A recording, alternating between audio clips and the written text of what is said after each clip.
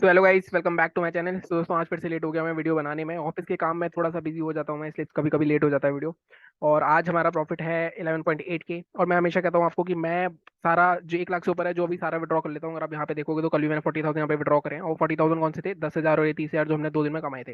और आज हमारे अकाउंट में कुछ 8,000 रुपए आए हैं। जैसे मैंने कहा था कि थोड़े से ज्यादा ट्रेड हुए तो कहीं ना कहीं ब्रोकरेज आज ऑलमोस्ट 3-4 हज़ार रुपये चलेगी, मतलब 30-35% के आसपास ब्रोकरेज चली गई आज हमारी, क्योंकि कहीं ना कहीं ट्रेड ज्यादा हुए, स्कैल्प ज्यादा हुए। और मेरा जो मेन प्रॉफिट हुआ था, अगर आप ध्यान से देखो तो मेरा मेन प्रॉफिट ये था। यहाँ पे मुझे ये इसमें 12,000 के आसपास दिख गया था मुझे, और यहाँ पे 15,000 के आसपास प्रॉफिट आ गया था मेरा। मैं बताता हूँ कहाँ पे लिया था मैंने ट्रेड आपको, उसके बाद बात करते हैं अपने लेवल्स की कि लेवल्स में क्या है। और मैं हमेशा बोलता हूँ, देखो, आप अगर 20,000 25,000 कैपिटल से को स्टार्ट करोगे एक दो लॉट से, तो आप सीखने के लिए तो कर सकते हो, लेकिन अगर आपको बड़ा पैसा कमाना है तो आपको बड़ा पैसा लगाना पड़ेगा। अब ये प्रॉफिट रोज 10,000 प्लस क्यों हो रहे हैं? क्योंकि कैपिटल बड़ा है, क्वांटिटी बड़ी है। अगर आप यहाँ पे देखो, मैंने ये जो ट्रेड लिया था, मेरा मेन पैसा बना था इस ट्रेड में। मैंने 575 पे लिया था, अगर आप देखो 170। उससे पहले मैंने 2 बार री एंट्री भी करी इसमें। पहले मैंने एंट्री करी, कहीं ना कहीं मार्केट बहुत ज्यादा चॉपी हो रहा था, तो जब मैंने थर्ड टाइम एंट्री करी तो ये कुछ आई थिंक 195 तक गया था। जैसे मैंने कहा कि यहाँ पे मुझे कुछ 15,000 का प्रॉफिट दिख रहा था, लेकिन निकल गया। स्कैल्पिंग ऐसी होती है, क्वांटिटी आप बढ़ाओगे तो आपका प्रॉफिट ज्यादा दिखेगा, लेकिन आपको ट्रिक एंड वो ट्रिक्स आनी चाहिए। और अभी धीरे धीरे मैं तो और भी ट्रिक्स आपके साथ शेयर करूंगा। हो सकता है मैं लाइव ट्रेडिंग भी करूँ, बस थोड़ा सा मेरे को टाइम दे दो। मुझे पता है मैं काफी टाइम से बात बोल रहा हूँ, लेकिन कहीं ना कहीं ऑफिस के चक्कर में मैं नहीं कर पाता हूँ वो चीज़। ठीक है। अब यहाँ पे आप देखो ध्यान से, मार्केट में मैंने कहाँ ट्रेड करता मैं बता देता हूँ आपको। बैंक निफ्टी में चलते हैं और उसके बाद फिर हम लेवल्स देख लेंगे। अगर मैं लेवल्स की बात करूँ तो बैंक निफ्टी में हमारे दोनों लेवल्स के बीच में रहा। एक लेवल हमारा आया था 42,547 के अंदर में शॉर्ट करना था, और हमारा टारगेट 42,306 था। लेकिन यहाँ से ऑलमोस्ट ये 42,450, मतलब ऑलमोस्ट 70-80 पॉइंट के बाद मार्केट घूम गया। तो यहाँ पे जैसे मैं हमेशा कहता हूँ, अगर आपको 80-100 पॉइंट मिल रहा है तो आप कॉस्ट पे स्टॉप लॉस रख दो। और फिर वही लेवल रिवर्सल का भी काम करता है हमारा। इसका मैं पार्ट 2 भी बनाऊंगा, कैसे ट्रेड करते हैं मेरे लेवल्स को। मैंने जो ट्रेड किया था, मैंने ट्रेड किया था आप यहाँ पे इस पॉइंट पे मैंने ट्रेड लाइन बना रखी थी, और इस पॉइंट मैंने ट्रेड किया जो मेरे को वो 20 पॉइंट 25 पॉइंट मिल रहे थे। यहाँ तक गया था 25 पॉइंट मिल रहे थे, लेकिन इमीडिएटली रिवर्सल आ गया, तो मेरा वो 186 पे निकलना पड़ा मुझे। 10,000 का प्रॉफिट वहां पे बुक करना पड़ा मुझे। उसके बाद मार्केट में यहाँ पे एंड में मैंने 3 PM मूव की बात करी थी। मैंने यहाँ कहीं ट्रेड लिया था इस कैंडल के आसपास, यहाँ पे कहीं मैं इस कैंडल में दोबारा नीचे आने लगी तो मैं निकल गया। लेकिन उसके बाद 3-5 3-10 के आसपास मूवमेंट आया, तो लास्ट में भी एक ट्रेड ले लिया था, तो कहीं ना कहीं 12,000 के आसपास प्रॉफिट रहा। बात प्रॉफिट की नहीं है, बात है कि आपके एग्जीक्यूशन की। मान लो यहाँ से फिर से रिवर्स आ जाता, कहीं ना कहीं मुझे ऐसा लगा था कि एक बार शायद ये फिर से ये जो 50 AM है इस पे टच करेगा। तो एक सेटअप होता है 50 AM का, ये मैं बहुत जल्दी आपके लिए बनाने वाला हूँ। इसका एक वीडियो बनाऊंगा या मैं आपको लाइव दिखा दूंगा।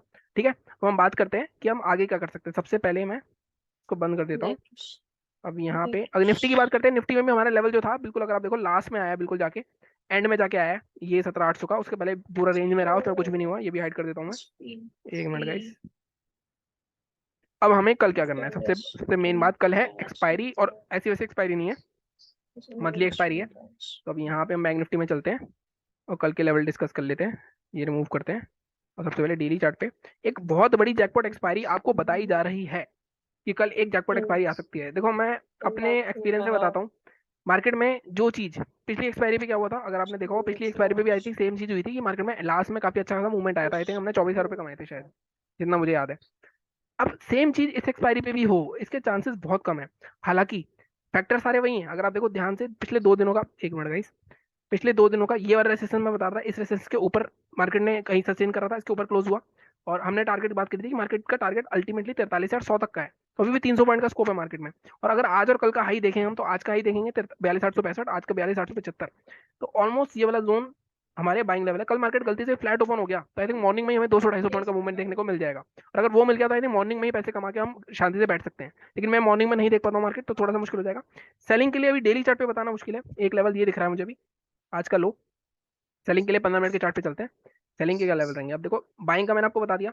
अब अगर मार्केट फ्लैट ओपन होना चाहिए मार्केट, मेरे को ऐसा लगता है। कल एक बार ग्लोबल मार्केट्स पे खोल ही लेता हूँ मैं कि ग्लोबल मार्केट्स में क्या चल रहा है। मुझे ऐसा लगता है मार्केट अगर कल गैप अप हो गया 43,000 के आसपास, तो एक बार एक डिप आएगा पहले। उसके बाद क्योंकि 43,000 वाले कॉल राइट वाले शांत नहीं बैठेंगे, उसको नीचे लेके आएंगे। उसके बाद मार्केट हो सकता है साइडवेज होकर 12 बजे आके फिर ब्रेकआउट करे या फिर ब्रेकडाउन करे, जो भी करेगा। अगर फ्लैट के किस में 42,873-75 निकालता है, तो 43,050 या 75 तक के टारगेट के लिए हम सीधे सीधे जाएंगे। ये ऑलमोस्ट 200 पॉइंट है। अब मैं जैसे बताता हूँ, 100 पॉइंट मिल जाए, 100 पॉइंट में एक्सपायरी पे आपको बहुत अच्छा प्रीमियम मिल जाएगा, क्वांटिटी अच्छी है आपकी, तो उस हिसाब से ट्रेड करना। सेलिंग के लिए जैसे मैंने अभी आपको बताया, बाइंग के लिए तो ठीक है। सेलिंग के लिए ये वाला लेवल, अगर मैं यहाँ पे देखूँ एक रेंज, सेलिंग के लिए ये वाला लेवल हमारा सही रहेगा 42,650 का। टारगेट हमारा 42,400, पहला टारगेट हमारा 42,500 रहेगा, 550 के आसपास का। दूसरा हमारा आज का लो, 42,450। अगर 42,500 के नीचे आ गया मतलब मार्केट 1-1:30 बजे के आसपास, तो मार्केट और नीचे गैप जो पड़ा हुआ है गैप फिलिंग करने के लिए जा सकता है। भाई टेलीग्राम ज्वाइन कर लेना, वहाँ पे अपडेट कर दूंगा मैं अगर मुझे कुछ भी दिखेगा। ठीक है, ये सेलिंग हो गई, ये बाइंग हो गई। अब गैप अप हो गया, तो यहाँ पे जैसे मैंने कहा कि अगर कोई भी बेरिश कैंडल मिलती है हमें 5-10-15 मिनट रेंज बनाता है, उसका ब्रेक डाउन करता है, ब्रेकआउट करता है, उसे सब ट्रेड करेंगे। फ्लैट हो गया तो आई थिंक मॉर्निंग में ही ब्रेकआउट होकर हमें ट्रेड मिल जाएगा। और अगर मार्केट गैप डाउन ओपन होता है तो ये जो बायर्स हैं सब फंसेंगे, तो मार्केट शायद ये गैप फिल करके नीचे आ जाएगा। ये बैंक निफ्टी की बात हो गई। निफ्टी की बात कर लेते हैं। निफ्टी में अगर आप ध्यान से देखो तो निफ्टी आज अपने डे के हाईएस्ट पॉइंट पे बंद हुआ है। अब निफ्टी के डेली चार्ट पे आप देखोगे, मैं आपको बार बार बता रहा हूँ, 17,800 एक स्ट्रॉन्ग रेसिस्टेंस जोन है, ये वाला जोन। ये जोन मैं आपको बता रहा था, ये जो बॉडीज था। अब इसके आसपास अभी भी नहीं आया मार्केट, अगर आप देखो ये 17,863 है। मुझे ऐसा लगता है कल मार्केट 17,863 तक जा सकता है। अब यहाँ पे एक चीज और हो रही है, अगर आप देखो निफ्टी में ऑलमोस्ट एक एम पैटर्न बन रहा है। मार्केट कल यहाँ पे नीचे आता है और ये ब्रेकडाउन करता है, तो लॉन्गर टर्म के बता रहा हूँ मार्केट दोबारा से 17,200 तक आ सकता है। लेकिन अब मार्केट में सारे ब्रेकआउट दिख रहे हैं, कल सब बाइंग के लिए जाएंगे। तो कल मुझे नहीं लगता बाइंग इतनी आनी चाहिए, कल मुझे ऐसा लगता है मार्केट थोड़ा सरप्राइज कर सकता है आपको। फिर भी आती है तो दोनों तरफ के लिए तैयार है हम। ठीक है, हम आज का हाई मार्क करते हैं सबसे पहले। आज का हाई क्या है हमारा? 17,827। अब इसके ऊपर देखो स्ट्रॉन्ग रेसिस्टेंस है हमारा 17,850 के आसपास का।